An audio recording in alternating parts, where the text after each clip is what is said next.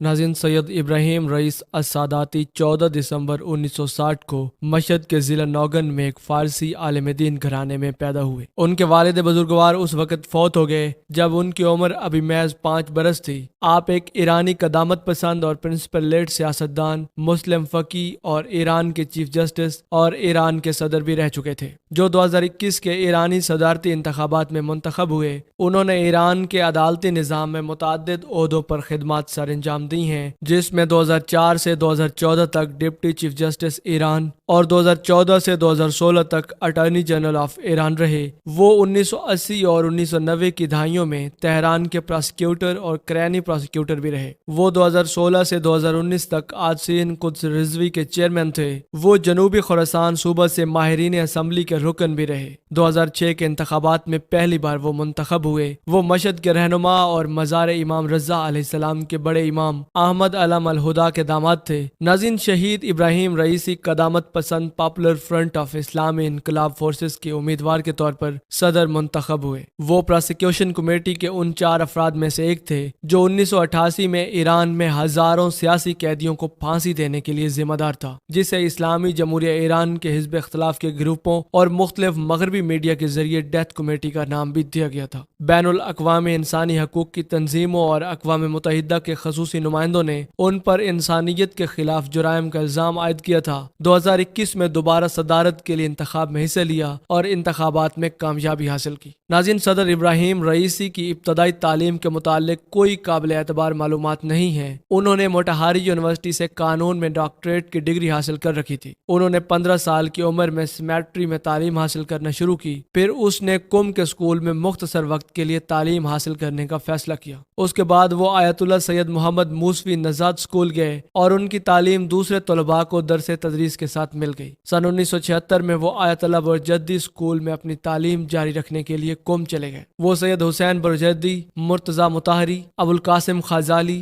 حسین نوری ہمدانی، علی مشکینی اور مرتضی پسندیدہ کے شاگرد تھے۔ 1981 میں وہ کرج کے پراسیکیوٹر مقرر ہوئے۔ بعد ازاں وہ ہمدان کے پراسیکیوٹر بھی مقرر ہوئے اور دونوں منصبوں کے ساتھ مل کر خدمات سر انجام دیں۔ وہ بیک وقت 2 شہروں میں جو ایک دوسرے سے 300 کلومیٹر دور تھے خدمات سر انجام دیتے رہے۔ 4 ماہ کے بعد وہ صوبہ ہمدان کے بھی پراسیکیوٹر مقرر ہو گئے۔ وہ 1985 میں تہران کے نائب پراسیکیوٹر کے عہدے پر فائز ہوئے۔ 3 سالوں کے بعد اور 1988 کے اوائل میں انہیں روح اللہ خمینی کی توجہ میں رکھا گیا۔ اورستان، سیمنان اور کرمان شاہ جیسے کچھ صوبوں میں قانونی امور کو حل کرنے کے لیے ان سے خصوصی طور پر خدمات حاصل کی گئیں۔ ناظرین، حسین المنتظری نے 1988 میں ایرانی سیاسی قیدیوں کو پھانسی دینے میں ملوث 4 افراد میں سے صدر ابراہیم رئیسی شہید کا نام بھی دیا تھا۔ خمینی کی وفات اور سید علی خامنائی کو نیا سپریم لیڈر منتخب کرنے کے بعد شہید صدر رئیسی کو نئے چیف جسٹس محمد یزدی نے تہران کا پراسیکیوٹر مقرر کیا تھا۔ 1999 سے 1994 تک 5 سال وہ اس عہدے پر فائز رہے۔ 1994 میں وہ جنرل انسپیکشن آفس کے سربراہ کے عہدے پر فائز ہوئے۔ 2004 سے 2014 تک آپ ایران کے پہلے ڈپٹی چیف جسٹس کی حیثیت سے خدمات سر انجام دیتے رہے۔ ان کی تقرری چیف جسٹس محمود ہاشمی شہرودی کرتے تھے۔ انہوں نے بطور چیف جسٹس صادق لاریجانی کی پہلی مدت ملازمت میں اپنا منصب برقرار رکھا۔ بعد میں انہیں 2014 میں ایران کا اٹارنی جنرل مقرر کیا گیا۔ یہ عہدہ 2016 تک برقرار رہا جب انہوں نے آستن قدس رضوی کے چیئرمین بننے سے استعفی دیا۔ وہ خصوصی کلیریکل کورٹ کے پراسیکیوٹر کی حیثیت سے بھی خدمات سر انجام دے چکے تھے۔ ناظرین، سید ابراہیم رئیسی شہید کو فروری 2017 میں پاپولر فرنٹ آف اسلامی انقلاب فورس کے صدارتی امیدواروں میں سے ایک کے طور پر نامزد کیا گیا تھا۔ اسلامی انقلاب استحکام کے محاذ نے بھی ان کی حمایت کی۔ انتخابی نتائج کے اعلان کے بعد ابراہیم رئیسی صدر روحانی سے ہار گئے اور دوسرے نمبر پر رہے۔ سید ابراہیم رئیسی نے مشہد جمعہ کی نماز کے امام احمد الہدا کی بیٹی جمیلہ علم الہدا سے شادی کی۔ وہ تہران کی شاہد بہشتی یونیورسٹی میں ایسوسیٹ پروفیسر ہیں اور وہ یونیورسٹی کے institute of fundamental studies of science and technology کی صدر بھی ہیں۔ ان کی 2 بیٹیاں ہیں، ایک بیٹی شریف یونیورسٹی میں پڑھتی ہے اور دوسری تہران یونیورسٹی میں۔ ناظرین، 2 دن قبل یہ خبر سننے کو ملی کہ ایرانی صدر ابراہیم رئیسی کا ہیلی کاپٹر کریش کر کے تباہ ہو گیا ہے اور اس کے اندر ان کی شہادت اب کنفرم کنفرم ہو چکی ہے۔ ان للہ و انا الیہ راجعون۔ ناظرین، واقعہ دراصل اس وقت پیش آیا جب سید ابراہیم رئیسی آذربائیجان کے صدر کے ساتھ مل کر اور کئی دوسرے معاہدوں پر دستخط کرنے کے بعد 2 ڈیم کے افتتاح کرنے کے لیے یہاں پر آئے تھے۔ اس حادثے کے وقت وہ ایران کی حدود کے اندر یعنی ایران کے صوبے جس کا نام آذربائیجان ہے وہاں پر موجود تھے۔ حادثے کا شکار ہونے والے ہیلی کاپٹر کے اندر ایران کے صدر ابراہیم رئیسی، ایرانی وزیر خارجہ، ایران کے صوبے آذربائیجان کے گورنر، کچھ مذہبی شخصیات کے علاوہ ڈپلومیٹس اور ان کے باڈی گارڈز بھی موجود تھے۔ یہ ایرانی وزیر خارجہ دراصل وہی ہیں جب پاکستان اور ایران کے درمیان پچھلے دنوں بلوچستان کے ایشو کو لے کر مسئلہ بنا تو انہی کا بیان تھا کہ ایران اور پاکستان دونوں مسلمان بھائی ہیں، دونوں کو آپس میں جھگڑنے کی کوئی ضرورت نہیں ہے۔ اس کے علاوہ کچھ ہی دن پہلے ایرانی صدر نے پاکستان کا دورہ بھی کیا تھا جہاں پر ان کے ساتھ کئی معاہدے کیے گئے تھے۔ ناظرین، جس علاقے کے اندر یہ واقعہ پیش آیا دراصل یہاں پر موسم انتہائی خراب تھا۔ اس کے علاوہ یہ پہاڑی علاقہ یا پھر جغرافیکلی بہت ہی سخت علاقہ ہے جہاں پر بس جنگل اور پہاڑ موجود ہیں۔ ابتدائی تحقیقات کے مطابق یہ مانا جا رہا ہے کہ یہ ہیلی کاپٹر دراصل موسمی خرابی کی وجہ سے کریش لینڈنگ کی وجہ سے تباہ ہو گیا، لیکن یہ خبر کنفرم ہونے سے پہلے ایرانی میڈیا اس کے بارے میں یہ کلیم کر رہا تھا کہ یہ ہیلی کاپٹر لاپتہ ہے، اس کی تلاش جاری ہے۔ ان کو لگتا ہے کہ شاید یہ ہیلی کاپٹر کہیں پر ہارڈ لینڈنگ کی وجہ سے اتر گیا ہوگا، لیکن ان کو اندازہ نہیں تھا کہ یہ ہیلی کاپٹر کریش کر سکتا ہے، لیکن افسوس کہ ایسا ہی ہوا۔ جب اس ہیلی کاپٹر کی گمشدگی کی خبر پوری دنیا میں پھیلی تو ترکی نے اپنے ڈرون اور اپنی ریسکیو ٹیمیں بھیجی۔ اس کے علاوہ رشیا کی 47 کے قریب ریسکیو ٹیمیں یہاں پر پہنچ گئیں۔ ایران کے خود کے کئی ریسکیو ہیلی کاپٹر رات بھر اس کے ملبے کو یا پھر کریش لینڈنگ کی سائٹ کو تلاش کرنے کی کوشش کرتے رہے، لیکن موسم خراب ہونے کی وجہ سے کوئی خبر نہیں مل پا رہی تھی۔ آخرکار ترکی کے ڈرون کی مدد سے کریش لینڈنگ کی جگہ کو دیکھا گیا اور اسے ڈرون فوٹیج کی مدد سے قریب جانے پر پتہ چلا کہ یہ ہیلی کاپٹر تو کریش لینڈنگ کے بعد بالکل تباہ ہو چکا ہے۔ ناظرین، اس واقعے کے بعد بہت ساری تھیوریز بھی جنم لے رہی ہیں جس کے مطابق اس کے پیچھے موساد کا ہاتھ ہو سکتا ہے، کیونکہ اسرائیل کو سب سے زیادہ ان کے وجود سے تکلیف تھی۔ دوسری وجہ بتائی جا رہی ہے کہ یہ انٹرنل پالیٹکس کا نتیجہ بھی ہو سکتا ہے، کیونکہ بہت سارے ایران کے لوگوں کا ماننا تھا کہ ایران کے سپریم لیڈر آیت اللہ العظمت سید خامنائی کے بعد ابراہیم رئیسی ان کی جگہ لینے والے تھے۔ اور تیسری پاسبلٹی واقع یہ ہو سکتی ہے کہ یہ دراصل کوئی حادثہ ہی ہو، لیکن حالات کو دیکھ کر یہ کہا جا سکتا ہے کہ یہ بہت بڑا کو انسیڈنس ہے جسے اگنور نہیں کیا جا سکتا۔ اگر واقعی موسمی خرابی وجہ تھی تو 3 میں سے صرف ایک ہی ہیلی کاپٹر حادثے کا شکار کیوں ہوا، اور ہیلی کاپٹر بھی وہ جس کے اندر انتہائی اہم ترین ایران کی شخصیات سوار تھیں؟ یہ بہت اہم سوال ہے جو ابھی تک نہیں سلجھایا جا سکا۔ ان کی عوام رات بھر سڑکوں پر رو رو کر یہ دعا کرتی رہی کہ ان کے صدر خیر و عافیت سے لوٹ آئیں، ان کی موت کی خبر جھوٹی ہو، لیکن افسوس کہ وہی ہوا جس کا ڈر تھا۔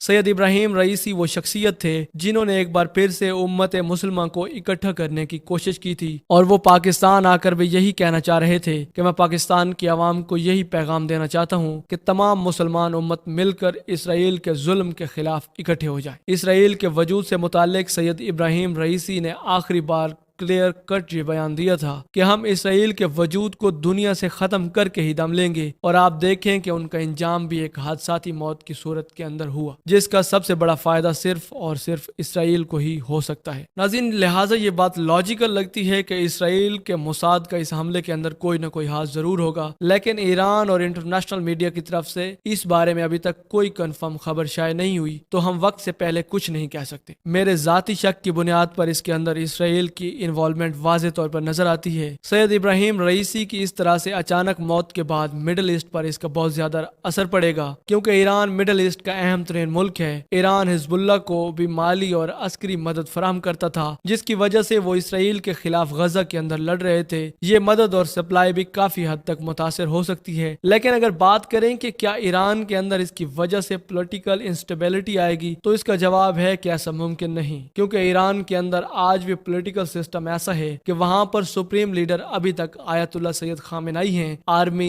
جوڈیشری اور اس کے علاوہ اسٹیٹ میڈیا سب کچھ ان کے انڈر ہوتا ہے، اور اس کے بعد صدر کے اختیارات شروع ہوتے ہیں، جو کہ دوسرا سب سے اہم ترین ہوتا ہے۔ اس حادثے کے اندر استعمال ہونے والے ہیلی کاپٹر کا نام بیل 212 جسے امریکہ نے بنایا ہے، اور یہ گورنمنٹ افیشلز اور ان کے پرائیویٹ ٹورز کے لیے استعمال ہوتا ہے، لیکن اب اسے امریکہ نہیں بلکہ کینیڈا کے اندر بنایا جاتا ہے۔ آخری بار یہ ستمبر 2023 کے اندر UAE کے اندر کریش ہوا تھا، اور اب کی بار ایران کے صوبے آذربائیجان کے فارسٹ جس کا نام ڈسمار فارسٹ ہے، یہ یہاں پر گر کر تباہ ہوا ہے۔ اب سب سے اہم سوال یہ پیدا ہوتا ہے کہ اس کے بعد ان کی جگہ کون لے گا۔ اچھی بات یہ ہے کہ ایران کے اندر اس متعلق واضح طور پر قانون موجود ہے۔ اگر اچانک سے صدر کی موت ہو جاتی ہے تو اس کی جگہ پر وائس پریزیڈنٹ اس کی جگہ لے لے گا۔ ایران کے وائس پریزیڈنٹ کا نام محمد مخبر ہے، جو 2 ماہ کے لیے عبوری طور پر صدر منتخب کیے جا چکے ہیں۔ ناظرین، سب سے حیرت کی بات یہ ہے کہ جب اسرائیل کو یہ بتایا گیا کہ ایران کے صدر پچھلی رات سے غائب ہیں تو اسرائیل کا جواب بڑا مشکوک تھا۔ ان کا کہنا تھا کہ ہمیں اس بات کی خبر ہے